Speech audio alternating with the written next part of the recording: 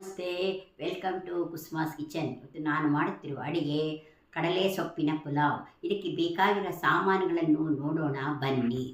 1 cup ಕಡಲೆ ಸೊಪ್ಪು, 4 ಗೋಡಂಬಿ, 1 ಕ್ಯಾರೆಟು, 2 ಹುರುಳಿಕಾಯಿ, 1 ಈರುಳ್ಳಿ, 1 ಟೊಮೆಟೊ, ಸ್ವಲ್ಪ ಕಾಲಿಫ್ಲವರು, ಶುಂಠಿ, ಮೆಣಸಿನಕಾಯಿ, ಕೊತ್ತಂಬರಿ ಸೊಪ್ಪು ರುಬ್ಬಿರುವ ಪೇಸ್ಟು, ದಾಲ್ಚಿನ್ನಿ, 2 ಲವಂಗ, 2 ಯಾಲಕ್ಕಿ, ಸ್ವಲ್ಪ ಸೋಂಪು, ಸ್ವಲ್ಪ ಉಪ್ಪು, ಅರ್ಧ ಚಮಚ ಅರಿಶಿಣ, ಒಂದು ಗ್ಲಾಸ್ ಅಕ್ಕಿ, ಸ್ವಲ್ಪ ತುಪ್ಪ, ಸ್ವಲ್ಪ ಎಣ್ಣೆ, ಸ್ವಲ್ಪ ನೀರು.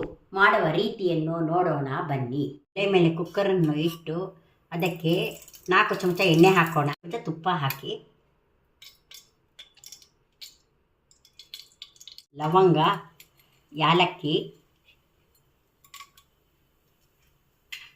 ಸೋಂಪು, ಈರುಳ್ಳಿ ಹಾಕೋಣ.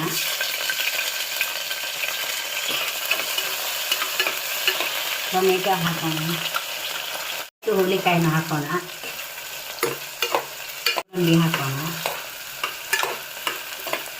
ಕಾಲಿಫ್ಲವರನ್ನು ಹಾಕೋಣ.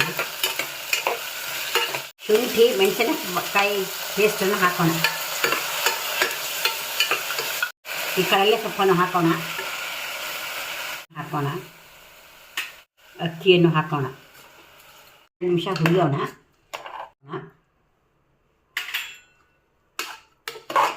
ಹುರಿದಿದ್ದಾಯಿತು. ಈಗ ನೀರನ್ನು ಹಾಕೋಣ.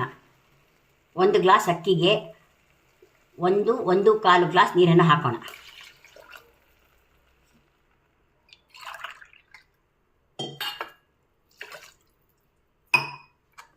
ಈಗ ಕುದಿಯುತ್ತಾ ಇದೆ. ಕುಕ್ಕರ್ ಮುಚ್ಚಳವನ್ನು ಮುಚ್ಚೋಣ.